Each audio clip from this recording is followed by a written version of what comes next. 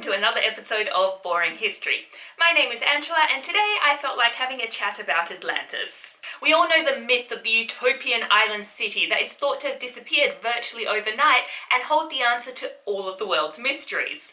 But how much do we really know? Now, I started off asking that question, and then I ended up on a tangent somewhere looking at ancient translations and the different versions, and now we've kind of ended up with this mixture of a video that we have here. The first mention of the Atlantis story is made by Plato via two of his dialogues, the Timaeus and the Critias. Both of those were also the names of people, because if you didn't know that, it's going to get confusing as we go on. These two dialogues were written in around about 330 BC, and it did surprise me the first time I heard of them to learn that the story of Atlantis is far from just this tale of an idyllic paradise that we seem to think of today. I hope I'm not the only one that didn't know that. Now, the Timaeus and the Critias kind of give us two descriptions or two versions of the myth of Atlantis. The Timaeus kind of addresses the origin of the story, how Solon was given the story by an Egyptian priest, how the Egyptian priest had seen similarities in the story and the institutions of his own country, which is Egypt, and how the story had come to Critias through the generations of his own family. We then hear a bit about the defeat of the Atlanteans by the Athenians, the Pillars of Hercules make an appearance, and towards the end Atlantis is submerged and Athens is swallowed up by an earthquake. Plato also gibbers on a bit about how true the Tale of Critias is. So we then move on to the Tale of Critias, which begins by the audience being informed that this tale happened 9,000 years ago. Now, there are all these complicated analyses that have been made in regards to what that date of 9,000 years means and how it links to the Timaeus, but we're not going to get that complicated today. In the Critias version of Atlantis, we're given a few extra details, such as the fact that after it was submerged, Atlantis formed a mud bank and that Athens was the leader of an alliance. Kind of like the Delian League.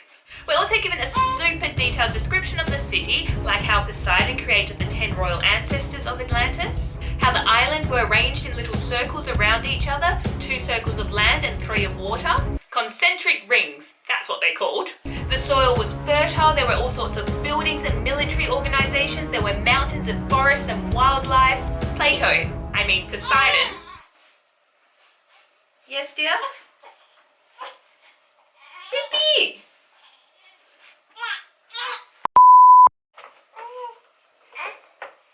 Poseidon, not Plato, has managed to jam absolutely everything into this tiny little island. Also, technically Plato does appear to allude to the fact that we're not just talking or hearing about a place where only humans live. When Timaeus ends his speech, he gives us a recap and lets us know that he's been talking about this god that has existed for a super long time. Then when Critias takes over the dialogue, he requests that everyone be a bit more forgiving of his description of things, because it's a lot harder to describe humans, who everyone is familiar with, than it is to describe gods, who not everyone has seen. Now, you might be wondering, why did I say that Atlantis wasn't this utopia? From what we've heard, it sounds pretty fantastic. And for our answer, we're going to turn to Professor of Archaeology, Ken Feder. Hope I said that right. In his 2013 book, which has a really long name, so I'll put it in the description box down below, he describes Atlantis as this society that is technologically sophisticated, but also morally bankrupt and evil and hell-bent on world domination. And the only people who can defeat them are the incorruptible and spiritually pure Athenians. So actually, the story of Atlantis is a story about war. The Athenians aren't at all like Arthur, they're more like his morally confused half-brother.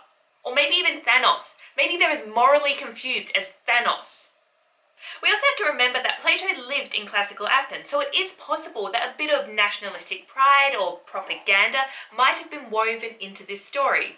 The pure-hearted Athenians fight against evil. Also, I know the word propaganda didn't really appear until the 17th century. Thank you, Roman Catholic Church. But you know what I mean. Now, around this part of the discussion regarding Atlantis is where we get to the issue when it comes to translations, in particular ancient translations, because we don't always know what the author was trying to say, and we don't have a definitive meaning of every single ancient word. Certain people translate certain words or sentences a certain way, which can significantly alter a text's meaning. Another example would be Pericles' funeral oration, where there's still some debate whether or not Pericles is saying democracy is for the many, or democracy recognizes different levels of political ability. But I digress. Let's just say when it comes to translating ancient texts, there is some room for a little bit of ambiguity. Or maybe a lot. So let's have a look at some of the translations regarding Atlantis that we do have and some of the different versions that different translators come up with. Thomas Taylor, who was the first person to publish in English the complete works of Plato and Aristotle, published a translation of the Timaeus in 1793 and Critias in 1804. And his conclusion is that somebody who valued the truth as much as Plato is unlikely to have fabricated the story. Which also means that his translation leans more heavily towards the fact that there has to be some truth of the story of Atlantis. Comparatively, Benjamin Jowett published a translation of both texts in 1871, and he was convinced that the myth of Atlantis was just that, a myth. Now, some researchers are quite mistrustful of Jowett's translation because they feel that his skepticism towards the story may have tainted his translation. Another really interesting guy to have a look at whilst we're on the topic of translations would be Ignatius Donnelly, who was an Irish-American lawyer. And in 1882, he published a book called Atlantis, the Antediluvian World. I personally think that Donnelly sounds like a ridiculously interesting person to have a conversation with, and not only because he uses words like antediluvian. Because when we look at his translations, we see that Donnelly concluded that Atlantis was real and located somewhere in the Atlantic. He also concludes that the gods and goddesses of the ancient Greeks, the Phoenicians, the Hindus, the Scandinavians were simply the kings and queens and heroes of Atlantis, and that the acts that are attributed to them in mythology are simply a confused recollection of actual historical fact. Now, surprise, surprise, Donnelly has been heavily criticised for his conclusions, and it's been suggested that his background as a lawyer saw him focus exclusively on the pros whilst completely ignoring the cons. I mean, technically he was only doing what any good lawyer would do, only focus on the evidence that is relevant to his side of the argument. Kind of smart. However, not all the reviews about Donnelly are quite so critical. If we jump forward to 2017, the classical scholar Stephen Kershaw writes that Donnelly is actually the most influential writer on Atlantis since Plato. However, that's not to say that Kershaw agrees with Donnelly's conclusions, and he says that Atlantis is actually the most brilliant and enduring of all hoaxes. So what's the conclusion? Unfortunately, I can't read ancient Greek and come up with my own original opinion, but overall the story of Atlantis seems to have had the same evolution that we see when we look at the Disney movies in comparison to the tales of the Grimm brothers. Was Atlantis real? I mean, the evidence leads us to believe no. There's no archaeological evidence during the time in question that shows the remain of a city as large or as advanced as what Atlantis purports to have been. Unless, of course, you want to get into the whole Göbekli Tepe might have been Atlantis thing. If you don't know what Göbekli Tepe is or where it is, I'll link to my video up here.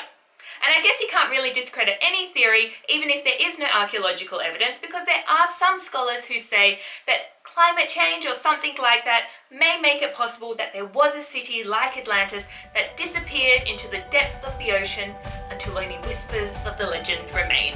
And there we have it. I guess the only thing that's certain about Atlantis is that it's a fascinating story and one that we can definitely learn more about. Thanks so much for joining me, and I hope you'll subscribe so I can share even more boring history with you in the future.